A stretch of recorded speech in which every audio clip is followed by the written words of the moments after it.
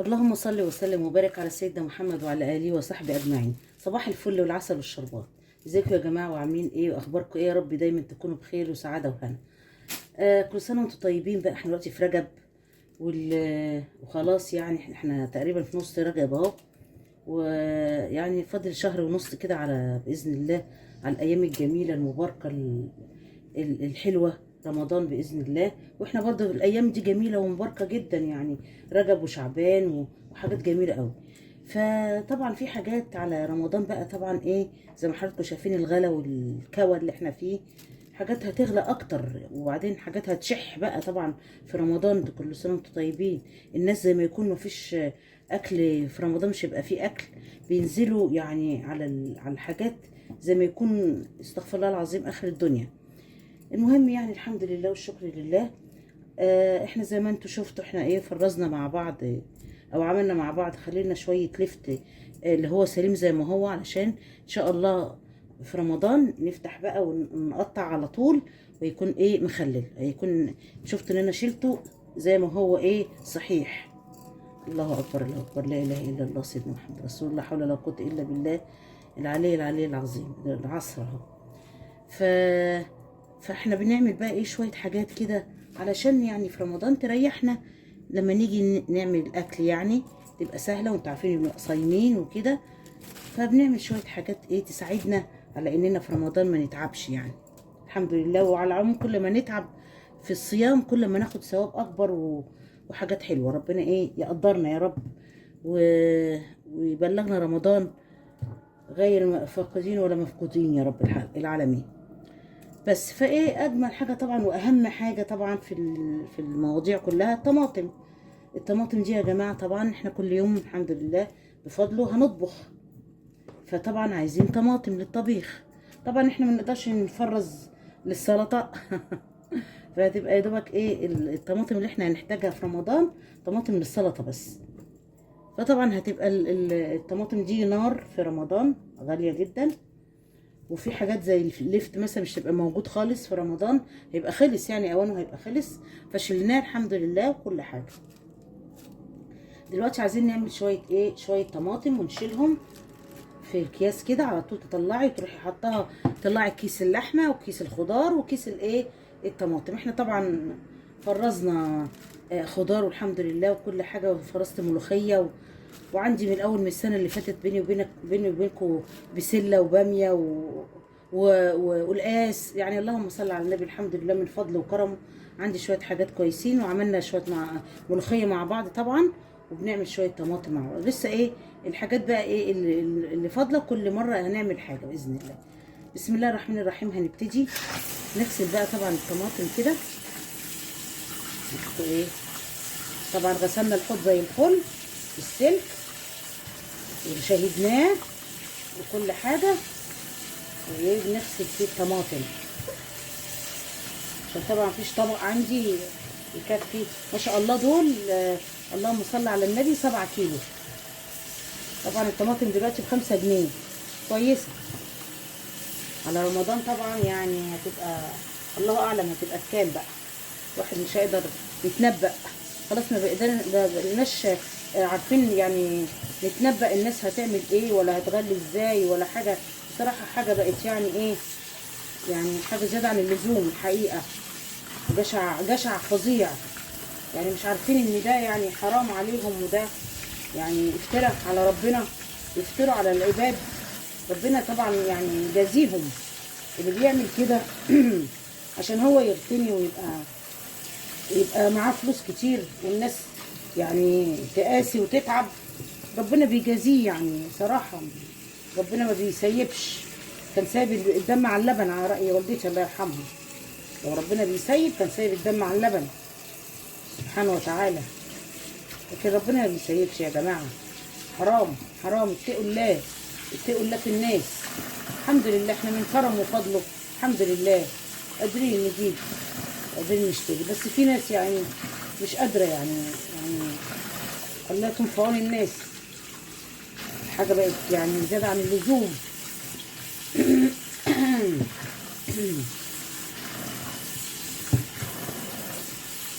ايه هو ايه الناس للأسف الشديد لازم يعني يبقى عليهم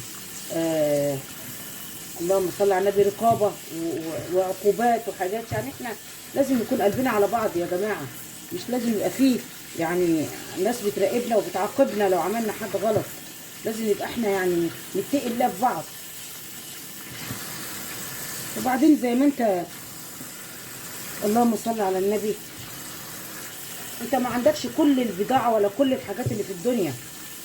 انت اذا كان عندك نوع واحد من البضايع، في انواع كتير انت برضه هتشتريها من الناس، والناس هتعمل معاك كده. فلازم يا جماعه الناس كلها يعني تتقي الله في بعض.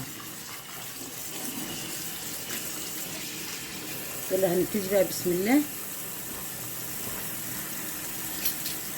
ادي حله يا جماعه، حله اهي،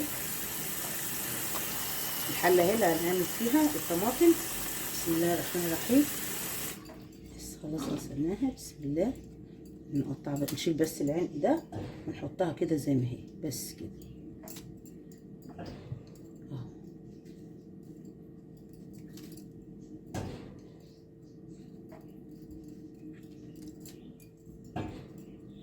بس نحطها سليمه كده، انا بتقطعي ولا حاجه، انت ايه هتحطيها على البوتاجاز، نسيبها لغايه ايه هوريكم يتهري. فمش محتاجه ان انت ايه تقطعي ولا حاجه، كل ده تضييع وقت. بس احنا نشيل العنق ده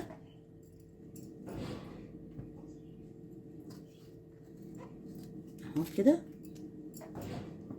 شفتوا يا جماعه؟ بس ده كده. بسم الله الرحمن الرحيم. بس هكمل انا واوريكم بعد كده ما اخلص هنعمل ايه. وادي يا جماعه الطماطم بعد ما ايه شلنا العلق بتاعها وكل حاجه وحطيناها في الحله. وادي نص كوبايه ميه بس كده، علشان ايه في الاول كده لغايه ما يعني الطماطم تطرى كده وتنزل ميتها، لازم علشان ما تتلسعش. وهنحط ايه كمان معاها يا جماعه؟ بسم الله الرحمن الرحيم. معلقه سكر. السكر على الطماطم دي تعتبر ماده حافظه للطماطم علشان احنا هنشيلها. وفي نفس الوقت اللهم صل على النبي، السكر ده حامي، ده حامي، هتخليها ايه تعمل بسرعه، تستوي بسرعه يعني. بس عايزين فتحنا عليها. بسم الله الرحمن الرحيم. اللهم صل على النبي. وهنسيبها بقى دلوقتي في النار زي ما هي كده. احنا حاطين نص كوبايه ميه ومعلقه سكر بس. وهنسيبها بقى دلوقتي ايه طبعا هتغلي وتدوب في بعض وكده، وهوريكم بعد كده هنعمل ايه. شايفين يا جماعه هبطت ازاي؟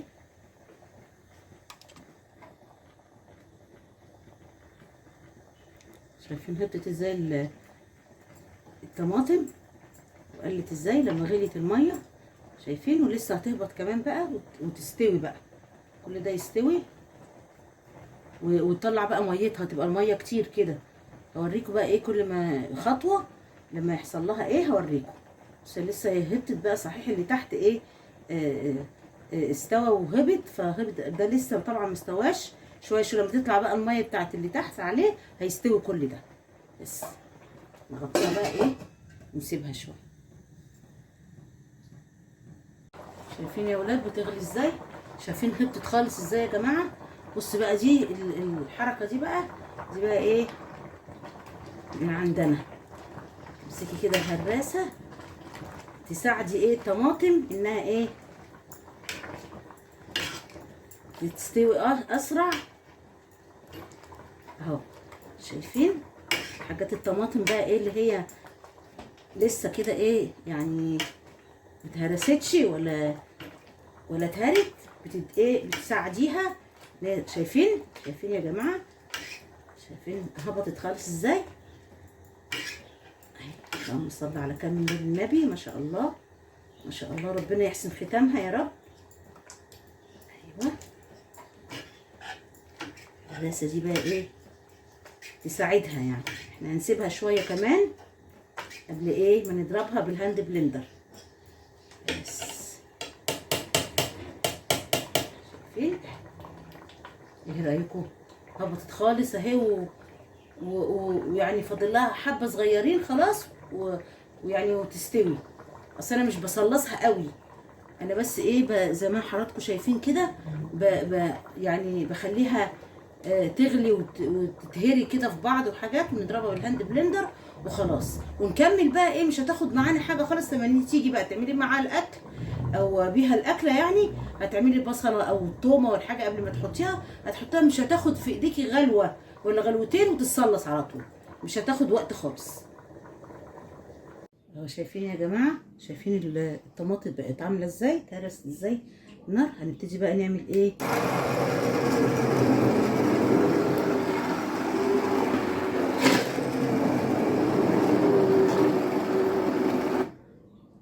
علشان كده بقول لكم تخليها تاخد الاتجاه كده، مش كده تعملي كده اهو تروحي دلقه على نفسك وحاجات، لا كده.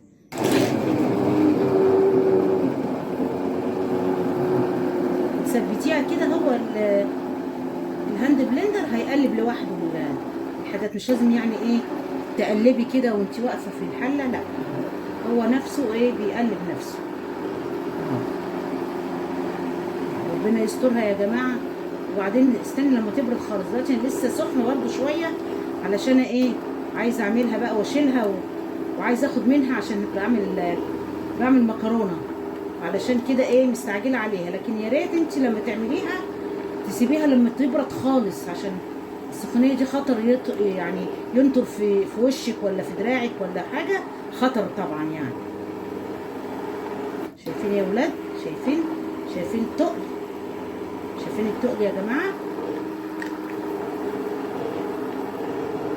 لما تاخدي بقى منها دي كيس كده بعد ما تحط في الفريزر، وتعملي منها كده تحطيها على البوتاجاز، مفيش 5 دقايق تتصلص في الهوا، مش هتاخد وقت خالص. ما شاء الله بصراحه يا جماعه، يعني الحقيقه فكره في منتهى الروعه الموضوع ده. يبقى عندك كده الطماطم كده جاهزه، اي وقت عايزه تطبخي بتطلعي كيس على طول مصلص في ثانيه، خلاص بيبقى صلصه هايله وجميله ونضيفه طبعا من كل النواحي. وبعدين لو حتى فاتحه ولا حاجه كده، لان طبعا الطماطم الايام دي انتوا عارفين فاتحه شويه زي بعضه، حطي بابريكا كده معاها هتحمر وتبقى جميله جدا تعزيزي. او مثلا اللهم صل على النبي، معلقه صلصه واحده كده في الطماطم تبقى رائعه. لكن الطماطم وريحتها دلوقتي يا جماعه بتتعمل ريحتها حلوه جدا جدا جدا، مفيش احلى من الحاجات الطبيعيه يا جماعه. ادي يا جماعه هنبتدي بقى ايه نكيسها. ادي الكوبايه دي علشان تسهل علينا المواضيع، وادي الكيس بلينا الكوبايه من جوه ميه علشان تمسك في الكيس لما نحطه، ما اجيش احط الكيس يروح الكيس طالع تاني معايا. ايوه شايفين اهو، شايفين يا جماعه، ادي حضراتكم شايفين، ادي المغرفه. بسم الله الرحمن الرحيم، اللهم صل على كامل نور النبي، ما شاء الله. بسم الله الرحمن الرحيم. احنا بقى ايه يعني طبختنا صغننه علشان احنا نفرين، وساعات بنبقى 3 لما تكون نادم عندنا، فايه مش عايزين كتير. احط ايه مغرفه 2 كده كويس قوي. العمليه دي شايفين حلوه قوي اهو. ادي ايه هنخرج على قد ما نقدر كده الهواء اهو، ايوه كده، ونروح ايه ضغطينها كده، شايفين ممكن نعمل غيرها. بسم الله الرحمن الرحيم. ادي الكيس اهو. فكره الكوبايه دي جميله، لان انت بقى هتمسكي الكيس ويفضل بقى ايه يعمل كده منك، وممكن يدلق وحاجات كده ايه غريبه. لكن حكايه الكوبايه دي بصراحه دي طبعا من اختراعي، بس طلعت هايله جدا، فكره في منتهى الجمال. شايفين كده، بسم الله الرحمن الرحيم. ادي مغرفه وادي التانية زي الفل، ادي اهو حلو جدا اهو. شايفين لون الطماطم يا ولاد، كنا في منتهى الجمال. احمرت طبعا، كان في منها بص بنخرج بقى على قد ما نقدر، هي سخنه قوي في ايديا بس انا ايه بحاول اهو. بصوا على قد ما نقدر نخرج الهواء خالص. بسم الله الرحمن الرحيم. ونربطها كده اهو. بسم الله الرحمن الرحيم اهو. بس زي الفل. هكمل بقى الباقي عشان ايه ما نطولش عليكم بدون مناسبة، ونرجع اوريكم بقى في الاخر. ادي يا ولاد الاكياس اهي، شايفين في منتهى الجمال اللي في الدنيا، حاجه جميله جدا. ويبقى عندك بقى في الفريزر. طبعا انا مش هستعملهم دلوقتي، دول انا عاملاهم لرمضان 13 كيس، اللهم صل على النبي. فدول حلوين قوي. انا هجيب باذن الله تاني وهعمل علشان ايه اشيلهم لرمضان بقى، مش هستعملهم عشان ايه يبقى في رمضان مسهل الدنيا. الف هنا وشفا يا جماعه. وايه رايكم في الطريقه؟ اظن طريقه سهله جدا وجميله وحلوه ونظيفه وفي منتهى الجمال في ده. بس هخليهم كده اسيبهم لان لسه سخنه عشان ايه ما يلزقوش في بعض. لما يبردوا هحطهم في الفريزر. ولما تحطيهم في الفريزر تحطيهم بعاد عن بعض عشان ما تيجي لما تيجي تطلعي تبقي ايه مش عارفه تفكيهم من بعض كده وقافشين كده ببعض. لما يبردوا هنا ولما تحطيهم في الفريزر تحطيهم بعيد عن بعض يعني. يلا كل سنه وانتم طيبين ودايما عندكم الخير والسعاده والهنا. وانتظروني بقى ان شاء الله. برضو هعمل لكم الفيديو اهم فيديو طبعا اللي هو بتاع مرقه الدجاج. هعمل لكم مرقه الدجاج وهتعجبكم جدا لان انا بعملها طول عمري. وعملتها في الجزء الاولاني لما كنت فاتحه القناه، عملتها والناس عجبتها جدا. وانا على طول بعملها وبدي لاخواتي وولادي وكده وبتعجبهم جدا. فانا هعملهم لكم. انتظروا الفيديو بتاع مرقه الدجاج. وكل سنه وانتم طيبين وربنا ما يحرمنيش منكم. بحبكم. سلام عليكم.